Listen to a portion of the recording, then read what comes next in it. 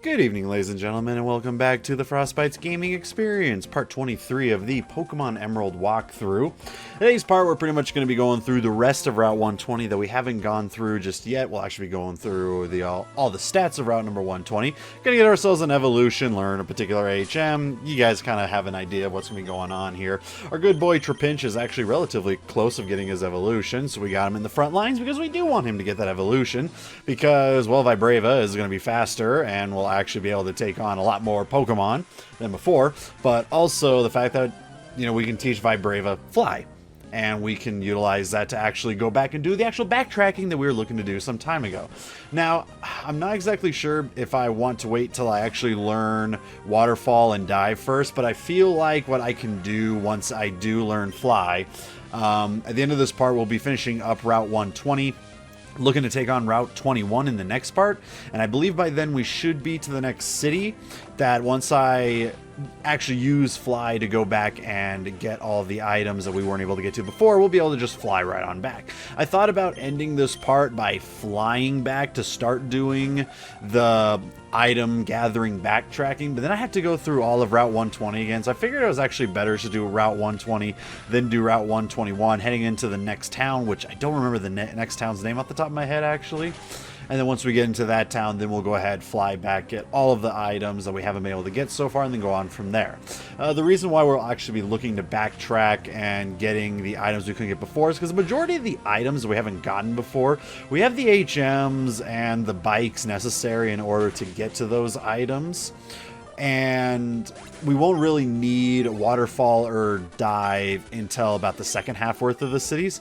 So I figured, okay, let's, instead of doing a full episode of backtracking everything, we can do one episode where we backtrack, do like the first part, then another episode backtracking for the rest of the stuff once we do get Dive and Waterfall.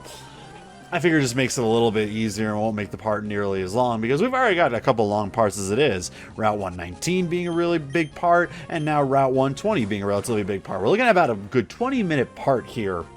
When it comes to doing pretty much the rest of what we haven't done on Route number 120. A lot of the reason for this is because it's raining. Now with the rain, Cast Form is going to change into a water type. As I stated before, Cast Form is again, I skipped over the fact that we technically have one, but I don't really like utilizing Cast Form, but Cast Form is going to change its typing dependent on whatever the weather is that is generated around. In this case, obviously, with it being raining, going to turn into a water type, making it really easy for Magneton to take full advantage of that. So, hey, really good for us right there. Anyways, as I was stating earlier, so yeah, relatively long part, Route 120, a majority of the reason why is because most of Route 20 is actually raining, and just like when we were going through the desert area and dealing with the sandstorm, we kept having to deal with the fact that in between every single move of these battles, not every single move, but at the end of every single turn, I guess is the best way to put it, turn of attacks and whatnot, because of that, it's going to be adding a lot too, because after every single turn, it's going to be like, okay, it's raining, and it's still raining, and it is still raining. Kind of like what it was doing with the sandstorm. Or if you play Heart Gold and Soul Silver, when you go over to Mount Silver, dealing with it hailing, but at least with the hail, you're taking damage every single turn, but again, it makes for a part a little bit longer than what it should be in some cases. I gotta say, I love the ninjas, because every single one of them talks about how sneaky they are, but once you figure out what their particular tree looks like, you can see them from so far away. This guy in particular being all like, hey, man, my disguise was so good, you had no idea what was hiding here. And it's like, yeah, I kind of did. Your tree really sticks out quite a lot. That actually reminds me, we do need to backtrack as well, because we need to go back to that one Trickmaster's house, the guy that kept kidnapping all these younger kids and forcing them to do these weird games like in a Saw movie or something like that. We've only done it so far as using the HM of Cut, but now that we have a lot of other HMs, we're actually capable of doing more. I don't know if the Trickmaster house, or whatever hell his name was, if you need to have the move Dive or Waterfall at some point. I believe all you need is Cut, Strength, Rock Break, and Surf. And I don't even know if you need Surf, but if you do, it's a little bit weird. How does he get big pools of water in his place? What's really funny about it, because we just did the one, well, it was a while ago, we did the one where we utilized the HM Cut, and he's like, okay, give me some time while I prep the next one. Makes sense. We haven't been there in a while. But what's really funny is that once you do have all the HMs, after you beat one, you'll leave the house, turn around, immediately go back in, And he's like, oh, new one's just completely done. So it's like this first one that he's putting together, well, the second one, I should say, that he's putting together for us, it's going to take him quite a while. And then every other one, it's like, nope, just it's ready to go. Let's go. Now, I'm assuming that's how it works. It's been forever since I last played, obviously. There could be the possibility, obviously, that it may take a day for it to actually work. Not exactly sure. Can't really say. Anyways, Trapinch, especially with the move Crunch, a lot stronger. We're actually capable of taking care of a lot of Pokemon by utilizing the move Crunch, having the ability to also lower special defense as well. Doesn't really work in the sense with Dark-type moves, because I believe Dark-type is registered as physical and not special. And so because of that, getting it lowered for more Dark-type moves doesn't really do all that much. And Trapinch, I believe, only really knows physical-based moves anyway, so really all Crunch is going to really do for us is a lot of damage for starters, but it also could very possibly lower the special defense of a Pokemon for, like, Solrock, who does use Psychic-type moves that are special. Could work, not exactly sure. But anyways, with that stated, we're in route number 120, so we got a couple stats we got to go through here. In all three versions, you have a 25% chance of running into an Oddish, with a 15% chance of running into a Marill. In the Emerald version, you have a 20% chance to run into a Puccino, with a 30% chance it's a Mightyena. And in the Ruby and Sapphire version, it is a 20% chance to be a Zigzagoon, with a 30% chance to being a Lanoon. In the Emerald version, you have a 1% chance of running into a Seedot, whereas in the Ruby and Sapphire version, it is a 1% chance for a Surskit. All three versions, 1% chance of running into a Kecleon, and an 8% chance to run into an Absol. If you are surfing in the Emerald version, you have a 1% chance for a Goldeen, and in the Ruby and Sapphire version, it is a 1% chance for a Surskit. All three versions give you a 99% chance to run into a Marill. If you are fishing with the Old Rod in all three versions, 30% chance to run into a Goldeen with a 70% chance that it's a Magikarp. Good Rod, 20% chance Goldeen with a 60% chance it's a Magikarp, and a 20% chance it's a Barboach, with a 100% chance for a Barboach with the Super Rod. Within all of Route 120, there are a total of 6 Kecleons that are actually hiding, and I believe I've only been able to find 3 of them, and because I treat them like wild Pokemon and not something you have to face, I didn't really go on my way to figure out where the other 3 were. I know I can just look it up, but I don't really care enough because I'm mostly showing the items and the trainers. And again, Kecleon is more of just a wild encounter. We only showcase the one on the bridge because it is required to do to move on. You don't have to fight any of the others that I did. The ones I went back to at route number 119 were just to get a little bit extra experience.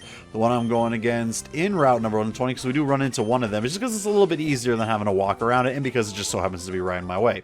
We did see, well, for starters, we got our Trapinch over here evolving into a Vibrava finally, which the biggest thing out of this is that it really raises well, it's 2 things really. The first one is that it really raises the speed, which to me is very important. Being able to get the first strike against an opponent really saves up on your HP when doing really long routes like what we're doing here. It can save you up on having to use a whole lot of super potions. You don't even have to really use any potions at all. Having the slow Pokemon where they take the hits first, as we noticed earlier, where Trapinch took quite a bit of a beating, relatively sucked. But the other big thing out of this is that we finally learned the ability Dragon Breath. Now, we don't get the stab for Dragon Breath just yet, as Vibrava is only a ground flying type. We don't get the Dragon type until it becomes a Flygon. Now, I am telling myself that, but I'm not exactly sure if it's 100% true. Let me go ahead and check up on this. Vibrava. It is a... oh, no, it is a Dragon. Oh, I thought it was only a ground flying. Okay, so never mind. I take that back. So Vibrava is actually Ground Dragon. I actually thought this whole time that it was actually registered as a Ground Flying and that it turned into a Ground Dragon once it hit Flygon. So completely wrong there. So learning Dragon Breath is even better because we get the stab off of the Dragon Breath. I completely apologize for that. I don't know. For some reason, I just thought to myself that it was... I guess I just remembered wrong, obviously. But I really thought that it was a Ground Flying type and then didn't become a Dragon until Flygon. But, oh well, whatever. And since now that we do have it as technically it's a dragon, so it is kind of part flying in a way, we can finally teach it how to fly, which is good because it gives us a flying-based move, but most importantly, we are now capable of traveling the map. You can only travel if you have been to a city's Pokemon Center before. Just going into the city is not enough. You actually do have to go into the Pokemon Center itself. Once you do that, it gets registered onto the map, so then you're capable of flying to it. Anyways, off of that, going back to the Kecleon, the three that I remember we ran into, the one that's mandatory when you're talking with Steven in order to get the scope in the first place.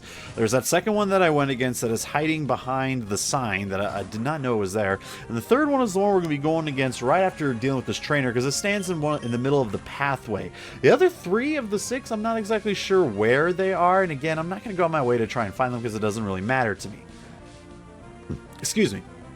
Last thing to note about route number 120 is that you do have swarms. The 1% of the C-Dot and the Surskit become a 50% chance when the swarm happens. The Surskit in the Ruby and Sapphire version and the C-Dot in the Emerald version. So if you really want them, there you go. Oh, excuse me. Not exactly good. Anyway, so with that stated, again, route number 120, relatively long. There's not a whole lot of hidden items there. You just saw me get up, I think it was the zinc. That's one of them. The other one is once you go through another water pass, you're able to get a hidden rare candy that you can pick up. And across on the other side, once we get to that point, we go against a particular ground user. What are they called? An archaeologist, I think is what the guy is. He looks like he's the mountain climber, but he's actually the ground type using archaeologist or something like that. Further on beyond him is a particular, cave, but it's one that we're not capable of going into just yet. And I don't know the means of how to get into it. I know that there's a town I have to go to, and I have to do something in order to activate it. It's basically where one of the legendary Pokemon is, and again, we probably are going to go on with the continuous joke of, hey, I still can't catch any legendary Pokemon, except for the Mewtwo that I actually got with the Master Ball. And now that I think about it, did I actually end up catching Lugia with the Master Ball? I'm not exactly sure. Did I even use... I want to say I did use the Master Ball in Gen 2, because there's no real reason for me to not use the Master Ball just to showcase it, but if I did, I would have used it against Lugia, since Lugia is level 70 in that. And so I'm wondering, well, I know exactly what Pokemon I'm going to catch with the Master Ball once I get it in this game. I can't use it because I'm not going to use legendary Pokemon, but we will see when that time comes. I'm pretty sure a lot of people already know what it is that I'm going to be looking to catch with the Master Ball anyways, but we'll leave that for the time being. Leave it up to imagination whenever we so need to. We have hit that point within the game, though, where there's not really going to be a whole lot going on except for, again, trainer battles, getting all the items, dealing with the gym leaders. We're not going to be adding any new members to the team because we've already got the entire team. Vibrava is one more evolution away from being a Flygon, and we've already got the berries needed in order to get our Milotic for the team, which is going to be a relatively low-leveled Milotic, but we will finally start to look to actually amp up its level. You know, we're not using Feebas because Feebas has really bad stats, even though you can teach it quite a good number of moves. We've already taught it Surf, and off camera I also gave it the move Attract. Just for the time being, I'm pretty sure I'm going to replace Attract with a different move depending on what level I hit towards the later portion of the game, whether I feel like I need it or not. But I've always felt like Attract is actually a relatively good move because it is a guaranteed 100% chance to hit. The only downfall is that if you're going against the same sex, and I think my Feebas is a female, so I believe a majority of what we go against is usually male anyways. So getting the Attract should be really easy, and I swear on both ends, you know, whenever I get hit with Attract, I am always immobilized by love with my Pokemon. And when I do it against my opponents, they are also all consistently immobilized by love for my Pokemon. It never, it felt like with paralysis and confusion, I'm always beating myself in the face, or I'm consistently losing turns to paralysis. And my opponents never hit themselves in the face, never lose a turn on paralysis. But when it comes to the move Attract, it seems like it works the same both ways. I get just as much advantage out of it as my opponents do. So it actually feels pretty good. So because of that, I gave it to Feebas for the time being. I also kind of found it as a joke. Feebas is going to be attracting other Pokemon with the way it looks. Not exactly all that funny, but I mean, I thought it was a little bit funny. On top of that, though, again, with it being a good move and Milotic being a really good tank in this game, it kind of works out. We'll see how it goes. But we will be getting it, I believe, I want to say in the next part. It mostly depends on how long it takes me to go against the trainers of Route 121. There is no rain in it. There's only rain in this portion of it. So once we hit Route 121, we don't have to worry about that. But even then, there is a number of trainers we have to go against. But I'd like to think I'd be able to get Feebas into Milotic next part. But I can't guarantee that. It might not be until the part right after. In fact, I'm almost willing to guarantee it'll be the part right after. And, oh no, because I'm also looking to backtrack to get the items. Maybe I could put them all in the same part. I guess it depends on how many items I need to backtrack and go get. We'll see. You know, I need to test it out and see how long it takes to get it all together. Generally, when I get ready for these parts, I try to do it to where, like, it can evenly flow between one another. I always try and enter a building whenever I can to have a break in between episodes. This is actually going to be one where I'm going to be incapable of doing that because there is no building to go into on Route 120 and Route 121, or at least the first part of it. And this part was already hitting about 20 minutes. I figured, okay, I'll just have me go into Route 121 and then we'll just start at Route 21 the next part. But usually I try to get into a building to try and make it flow a little bit easier together, but it still kind of flows, so I guess it'll be just fine. But it mostly, you know, what I usually do when I do my test runs is I try to go out of my way and see, okay, how many trainers do I have to go against, what's going on, and will this take up a roughly around 15 minutes. It's always been my end goal. Try and get it around 15 minutes as best as possible. Sure, a gym leader or something like that, like the last part, can get up to about 25 minutes or so. You know, you do what you can with it. But I generally try to aim for about that 15-minute gap because I can only withstand the sound of my own voice as much as you guys can as well, and that's not very long. Jokes aside, though, you know, I try to keep it not being too long of a part. I try to have all my long stuff for my Friday uploads, and, you know, I feel it just makes it a little bit easier because then you can condense the individual routes as best as possible on separate parts. Makes it easier for people to find between one or another. But at the same time, I'm also not titling them well, so I guess it doesn't really matter in any case, so it's kind of whatever. But I guess most of it is going to depend on how long I think it's going to take for me to backtrack and get everything. If I feel like I can do all that and showcase how to get Phoebos into Milo Tick all within one part, we'll go ahead and do that. But now that I'm thinking about it, I also want to make sure that I get my other Pokemon at max stats so I can go back to Slateport City and do that. So we'll see, because if I'm going to be doing that, I'm going to be backtracking to Slateport anyways, and I might as well do that with all the other backtracking. So I think I need to... I'll see if I can try to get it. It mostly depends on how long Route 121 is going to take. But if it doesn't take that long, I could try and get it to where I can showcase how to get Phoebos into a Milo Tick and how to up, like, certain qualities of your Pokemon. Its coolness, its toughness, its beauty. It's the other two. I don't remember what the other two are. I also need to see what berries I need to use in order to up the other ones. Just so then, as again, in Slateport, you show... a particular person certain Pokemon with maxed out qualities, and you get something based off of it. That little something doesn't really do much except for in contest, I believe, which is something I'm not showcasing anyways, but it's an item. I'm going to be showcasing the item as best as possible, which also means I have to go back and do the battle tents too, because there are items I have to get in the battle tents as well. I'm going to have a really long part of backtracking now that I think about it. That's what's so interesting about this game. You know, when it came to Gens 1 and Gens 2, everything was kind of straightforward.